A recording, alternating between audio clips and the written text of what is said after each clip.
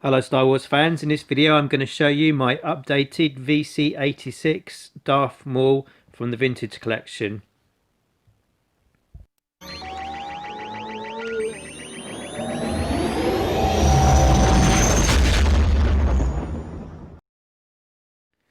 Many thanks for visiting my channel today, JohnnyStarWars. If you are new here today, please hit that subscribe button and the notification bell to stay up to date with future Star Wars content.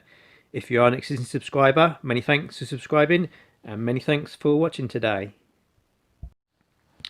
So I'm on a bit of a Darth Maul trip at the moment. If you look at my videos, you would have seen my VC86 Darth Maul action figure review from the Vintage Collection.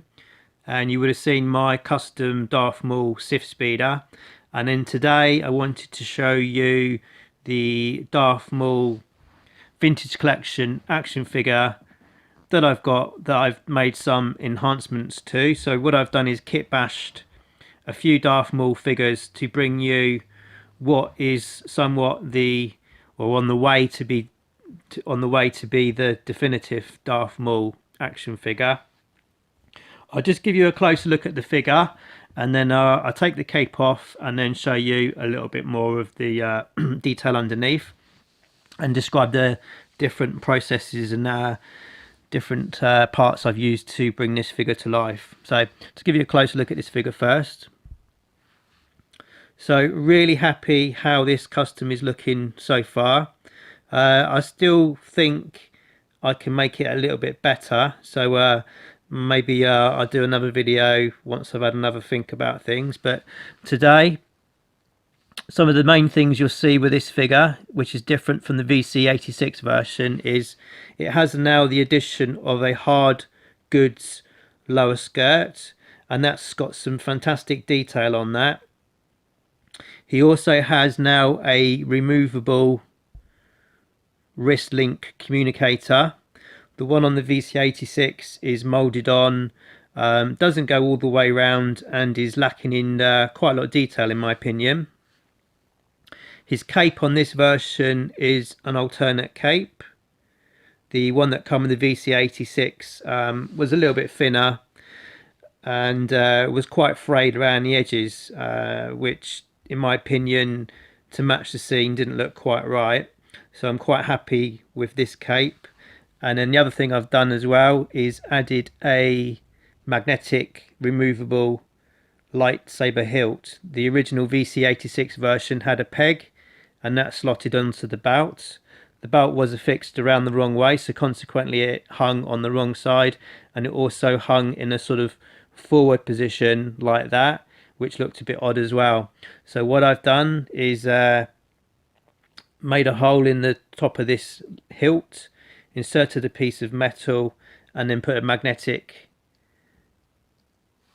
on this belt to enable that to hang in a more natural position. The lightsaber, its hilt, I do feel is a little bit oversized. It looks okay whilst the figure's on display like this, but for displaying the figure with the lightsaber hilt, I've gone for a different version, which is this version here. This does come apart in the middle, similar to the VC86 version, but it is a lot thinner. So in my opinion, looks a lot better match versus the V86 version. I'll just bring on the VC86 version so you can get a comparison shot. And as you can see, it's quite a lot wider, sort of in diameter, the width of the saber, and to me it just looked a little too oversized. So this other version is a nice compromise. So this is the one I'm going to go with for this particular figure. I've done away with the cape, or the plastic cape, hooded cape or plastic hood that come with the VC86 version. That's going to go in my box of spares and will be used on a future project. So what I do is take the soft goods off, give you a closer look at the figure underneath, and then I just show you or talk about where we got the different parts from to bring this figure to life. I've took the soft off this figure now so you can get a better look at the figure underneath. So this would be, as you would see, Darth Maul perhaps a little bit later on in the Phantom Menace. The hard goods skirt that he has now is pliable enough for him to still make some dynamic poses, so it doesn't really hinder any of the articulation or range of movement that you get with this VC86 Darth Maul action figure. I'll give you a closer look at this. So I really like the sculpting on this hard goods lower skirt. It very closely matches the top of the figure. It is a very thin rubber, and because of the slits in the side you can still articulate this figure pretty much as you'd want to. There is the little magnet that I've just stuck on to allow the lightsaber hilt to hang on magnetically. So if you're displaying this figure on a shelf and you wanted to do it like that, it works quite well. Head sculpt on this figure is very nice. The only thing which is noticeable, a few others have mentioned it as well, is he can't really look up. He's always got a very limited forward and back movement, so he's normally looking down as opposed to up. Now the reason is for this is the neck post, as you can see there, if I pull it off, is actually molded on in a forward looking position. Now if that was facing directly upwards, you would get more than likely a wider range of movement with this. It hits the back of the neck or back of the head, so he can't move his head as much as you might like.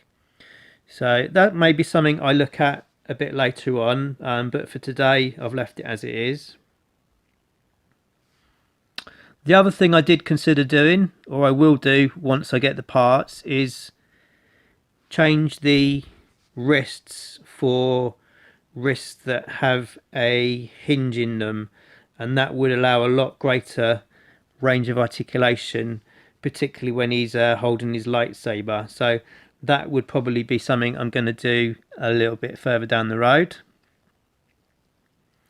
So that's the figure. Let's pop that down there. Bring that back in focus for you. Now I just described to you where all these various components are from, so if you wanted to do the same you can do. So the soft goods is from the Darth Maul Sith speeder bike from the Hasbro speeder bike. So that was, I think, the Phantom Menace sort of 1990s version, and that comes with a hood and makes a very nice accessory for this figure. The hard goods skirt, the slightly thinner lightsaber, ignited lightsaber I should say, and the wrist communicator are from this release, which is the solo range of figures Force Link 2 twin pack. The Darth Maul figure doesn't look all that in the box, but when you take it out of the box you see it's got a very nice sculpt. So this is the figure here. So this is where I've taken the hard goods skirt from, and as you can see the level of detail on this figure is very, very good.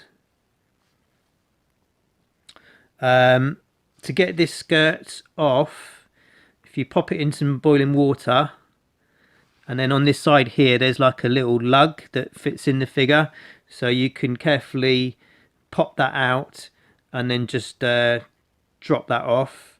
And then to affix that onto the VC86 version you have to cut away the belt which is, I should say, on the wrong way around on that figure.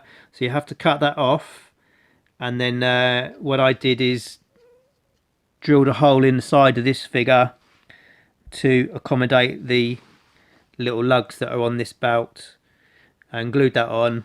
It wasn't too much of a problem, but it does require the use of the X-Acto knife, and just go very carefully if you do that.